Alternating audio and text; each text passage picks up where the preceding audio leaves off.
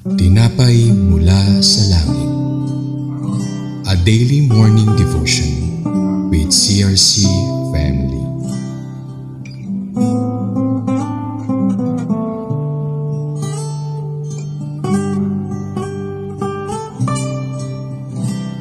Sa mapagpalang umaga po mga kapatid, ako po si Sister Anavilla Gayares from CRC Antipolo. Samahan niyo po kami sa ating programang Tinapay Mula sa Langit, ang pang-araw-araw nating debosyon sa salita ng Diyos. Ngayong umaga, matutunghayan natin ang Joshua 18:25-26 na pinamagatang ang ikalawang grupo ng mga bayan o the second group of towns. Ngunit bago po tayo magpatuloy, tayo po'y dumako sa maikling panalangin. Ama, Panginoong Hesus at Banal na Espiritu, maraming salamat po sa umagang ito. Kami po'y lumalapit, nagpapalinis po sa iyo. Kayo po ang siyang manguna sa amin pong paginilay-nilay ng iyong salita. Nang sa gayon, Lord, kasama ka po namin na mapagbulayan po namin, maging kalakasan po namin ang iyong salita. At kayo po ang siyang manguna sa iyong lingkod na siyang gagamitin mo sa araw na ito. Kayo po ang magbigay sa akin ng wisdom, ng knowledge at angin nagpumula lamang po sa iyo. Tago niyo po ako sa iyong likuran. Nang sa gayon ay ang salita mo lamang ang mamutawi sa aking puso at isipan, at ang salita mo lamang ay tumatak sa kanilang mga puso at tumatak sa kanilang mga isip. Kayo po ang manguna sa umagang ito at pitpit po namin ito hanggang sa aming gagawin sa buong linggong ito. Salamat po Ama, talamang po ang aming panalangin sa pangalan mo aming Panginoong Hesus. Amen at Amen. Tayo po'y bumasa sa Joshua 18:25-26. Gibeon, Rama, Beeroth, Mizpah, Kephira, Moza.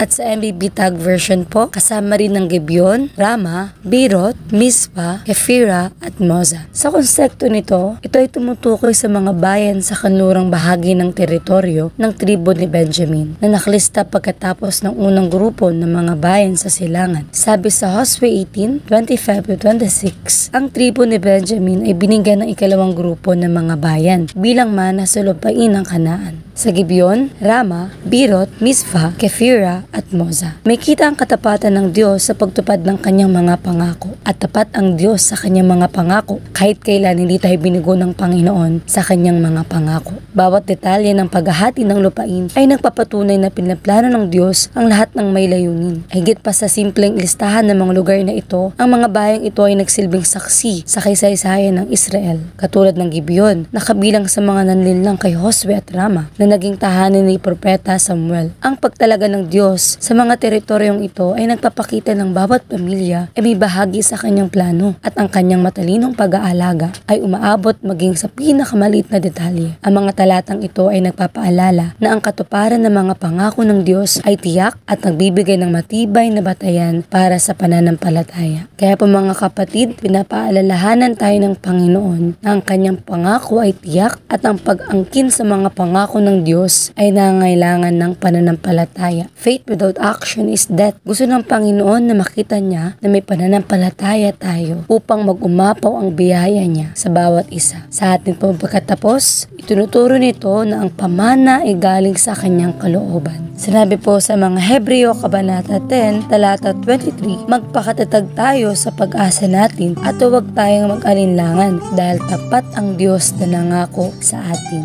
Tapat ang Diyos sa kanyang mga pangako. Kaya po, walang anumang bagay na hindi kayang gawin ng Diyos. Dapat tayo po ay magkaroon lamang ng pananampalataya. Pananampalatayang may pagsunod sa Kanya. Pananampalatayang nais ipagkaloob sa Panginoon ng lahat ng ating mga pinapanalangin, lahat ng ating mga dinudulog sa Panginoon. Dahil ang Diyos ay kahit kailanman hindi tayo binigo. Kaya po tayo po'y dumako sa atin pong pangwakas na panalangin. Ama, Panginoong Hesus at Banal na Espiritu, maraming salamat po sa mensaheng iyong binigay sa amin. Pinakita niyo po sa bawat isa na kung paano kayong tapat sa iyong mga lingkod, kung paano kayo magbigay ng pagpapala sa mga taong sumusunod sa iyong kalooban. Kaya po turuan niyo rin po kami na sumunod, manampalataya pa sa iyo at sundin ang kalooban mo sa buhay ng bawat isa.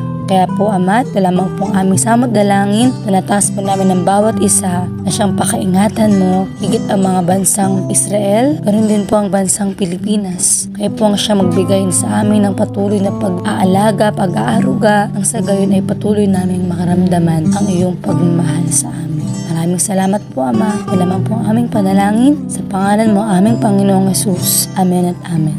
Maraming salamat po sa inyong pakikibahagi sa ating programa. Lagi po nating pagnilayan ang salita ng Diyos mula sa ating puso dahil lubos ang magiging kaunawaan natin dito. Muli po ninyo kaming samahan bukas sa pagninilay ng kanyang mga salita dito po sa programang Tinapay Mula sa Langit. Malay po ninyong i-share ang video na ito upang kayo rin ay maging pagkapala sa iba. Pagpalain po tayong lahat ng ating Panginoon. Magandang umaga.